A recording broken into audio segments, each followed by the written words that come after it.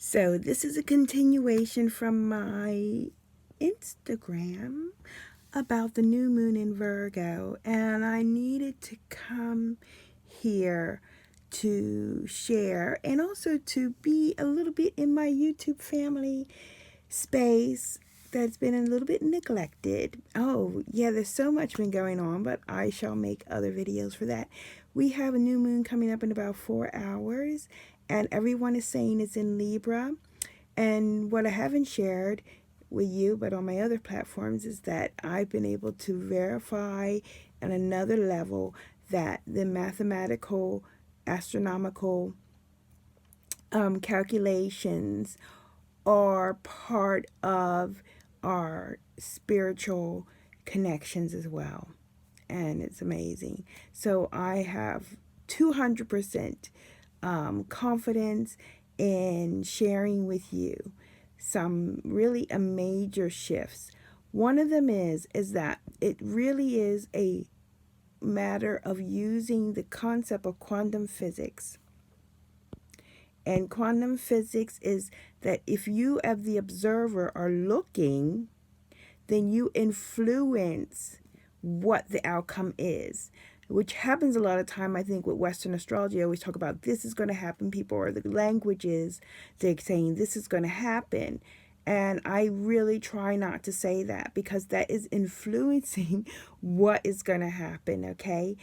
But what is interesting to note is if I give you the cosmic weather and let you know about the energies that are available to you, and then you make the decision, or you connect with your own strength of intuition, how to work with those energies and not be hung up on concepts or innuendos or what people say, but what you feel. So, what is what are the facts that we can work alchemically with this new moon in Virgo? Also, what's special about this new moon in Virgo that I might have mentioned somewhere else is that normally, a lot of times, the new moon energy will change constellation spaces. So, of course, new moon is when exactly 0 degrees, right? But because the moon moves then away from it, and people can count up to like 8 degrees away, that it still has an influence, and that takes 16 hours, like a half a day, more than a half a day to go. So a lot of the times it might move energies into the next constellation or next sign during that 180, no, during that, because not 180, that's in full moon, during the conjunction, during the new moon period that they say. But in this case, it's not going to happen at all, because this conjunction is at 11 degrees and 11 arch minutes of Virgo. Virgo has 44 degrees of the ecliptic. That's first things first. Second thing, we've got like 5 personal planets, heavenly bodies in the Virgo constellation. We've got the sun, the moon, Mercury, Mars, and Venus all there. So it is hardcore. See, that's influencing. That is like, let me take that back. It's not hardcore. It is grounding. Let's tell you about the facts are that we are made of 12% of earth, like, earth stuff. And the earth is 12% and 72% water, and we are like 72% water. And this earth new moon, none of the heavenly bodies will be in the water constellation space. So how do we interpret that? So what are we looking at? Okay, so Virgo is harvesting, materializing, perfecting things, cleansing things, health, they say as well, taking care, service, these type sort of things, right? I like to think of it as like perfecting, checking things, dotting the T's and crossing the I's, which I'm not very good at. I just put my hand up now. And making sure everything is in place, right? So that's happening a lot. If you're a Virgo, you're like happy. If you're born between like the 15th of September, 16th of September to the end of October, you're like in la la land. Anyway, so what's good is that our moon, which is our water like fountain, because it belongs to Cancer, and it's the intuition and the feeling. The water has memory, it has feeling, it goes everywhere. It's our savior. I mean, we wouldn't be anywhere without water. We just need it, and it helps and it nurtures us. Is the moon is there. So in a way, the moon is our satellite, is really holding space for the water that we need during this Virgo thing. And it's a new moon. So, whoa, the new moon is the water that we have in the house, in the space of Earth. And when Earth and water mix, they make new things, right? Like a mud. And mud can create things like clay or put buildings together.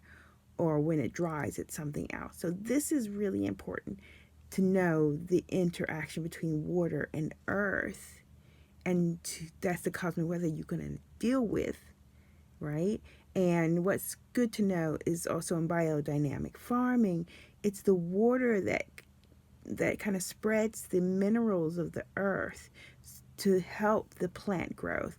And earthiness is about what happens under the surface. Yeah, the roots have to be strong and well nurtured and foliaged and have a base with the soil to grow. Without that, they can't grow for the root things, like root fruit, like carrots and things like that. Yeah, mostly all of them. So that's what we want to take, because we have a situation with this like node and K2 and Pluto and Saturn in Sagittarius, and that's fire. So it's shining light on that. It wants it to grow. It's, water, fire, and the earth, it's pulling, and it's pulling the moisture. It's, giving energy for something to happen, and far-fetching, which is good.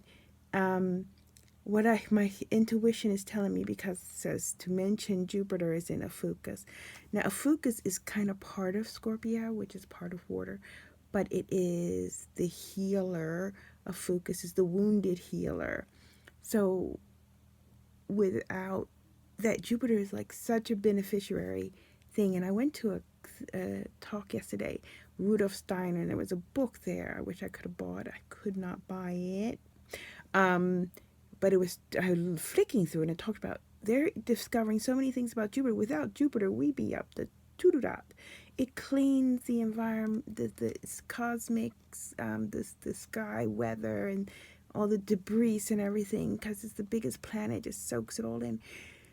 Jupiter is our savior, in a way, and it is in Ophiuchus. And really, Ophiuchus is really shifting to the next level, like getting out of this paradigm, this paradigm that tells us, go to work, watch TV, do the things you're supposed to do. If it's not going to happen, don't, expect it to happen. I mean, I've been using that. I've been, I have a lot of reasons not to believe anything's going to happen. And I've had to really dig deep to like convince myself, or to keep going for a bigger picture effect. And that is the kind of support that Jupiter is giving us in Ophiuchus to heal ourselves. Okay, I could, the Virgo is serious, but I think if you acknowledge that, you can do it. I mean, I'm telling myself, you need to do that. You need to do that. Yeah, but I have been doing it in other ways, like writing. Virgo is also connected with Mercury. So if you write things down, you contact people, you say what you mean, write what you mean, do what you say you're going to do. These things count as well. Whatever way you can do your best to do something Virgoist, that is good. Just give a little bit. Give a little bit. Yeah. That helps. And this is what, you can't escape the Virgo. It's there. So we want to go, okay, like we're in the Virgo school. So we're going to be in the Virgo school for the new moon and for the 2 weeks after. So what are we going to learn? Yeah. And, it's not going to be forever. And we spend a lot of time with our earth. And when the moon goes into the water signs, especially when it goes into the Zafukas, because the moon is now in Virgo. It's going to take a few days for it to get out. Like I said, it's in the longest period of Virgo. Then it's going to go into Libra. And after Libra, it's going to go into Afukas. No, it's not. It's going to go into Scorpio. Very briefly. Only like a half a day. But then you can really, kind of use that time to dig deep into your feelings, into your intuitions. Right now, we need, to acknowledge we have water, but we're in the house of earth. And we need to use that water wisely, use our intuition wisely to make the most of the situation. And then in a few days, you follow my AKA Instagram, AKA Claudette, is where I put up timers when the moon is moving to the next constellation space. Then you can find out when it's going to be moving into there and then receive that information. So another thing, did I talk about the quantum physics thing? So I kind of hinted. So why I'm telling you this in this case is that I don't, I'm just giving you the weather, but it's up to you to be in the moment and know the support that you have as your intuition and the energy of Virgo and Jupiter taking care of us and deal with whatever's happening in your life in that sense. That is the way that I would like to have, to be able to be of some assistance to you when talking about using these sciences or the heavenly bodies to help with our existence on this pale blue dot, the way I know how, and also not to interfere as somebody from the outside, because you are an observer of your life. I'm an observer of my life. They're totally different. Everybody is different, even though we're all on this pale blue dot together. And we need the strength of each other to contribute to the whole. And that's why I don't want to overpower your special gifts and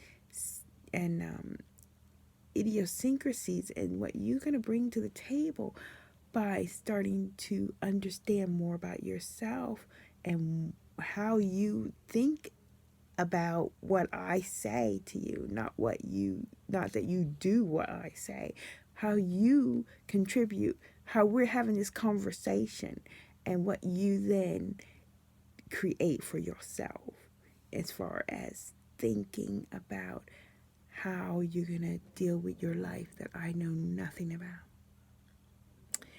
So I think that makes sense. So another thing is I'm having a 2-for-1 sale. I don't really get like salesy, but I'm really excited because it's a really super special sale. It's a 111 and it's a 222 and it's a 333. And that means 111 is $111, but it's 2 for 1. That's the 222. You get 2 people for 1. And the 333 is there's three things. The first thing is you get a 20-minute minimum, like 20 to 25, depends on what it is, video with me talking to you and showing you things about you and your energies and the planets when they were born. 2, you get a natal chart, but my natal charts are different because I deal with the constellations. So you have 15 constellations, and you see where your heavenly bodies are in my own special, nobody has this chart, okay? Because I've been researching, and we need to acknowledge these constellations. Yes, and there's 15, and I'm so excited, to be 200% sure that this is what is so important to share. And then the next thing is, what do I think of? I don't want to know about anything. Sorry. The next thing is that, the third thing is, the course. It's just a long video with questions and answers about Skystrology and, the basics of Skystrology. But there's 26 questions and 26 answers. And then, so hit me up. Best way is the AKA Claudette Instagram. If you don't have Instagram, I think you just have to email Claudette@ilovehats.com. And I believe on the Instagram, I don't know who has it there. Anyway, I'll put it in the description of this video. Anyway, happy new moon in Virgo. Get your Virgo on, right? And enjoy it. Feel grounded. Make some things. Touch some things. Call some people. Write some letters. Dot some I's. Cross some T's. And make the best of it, and know that Jupiter's taking care of us in a fukas, and that our moon and our intuition is in the house of Virgo, and call upon that in a quiet way, knowing that, all the time I'm talking to myself. I'm talking to you. I can't be my own astrologer. The only way, this is so funny, the only way I can be my own astrologer is by helping you. It is so weird. So I'm helping you, and when I'm helping you and telling you, sharing with you how I see the heavenly bodies, it brings information to me. It's just amazing how that works. Anyway, lots of love from me, and I'm going to try to be on more YouTube. I promise. Ciao.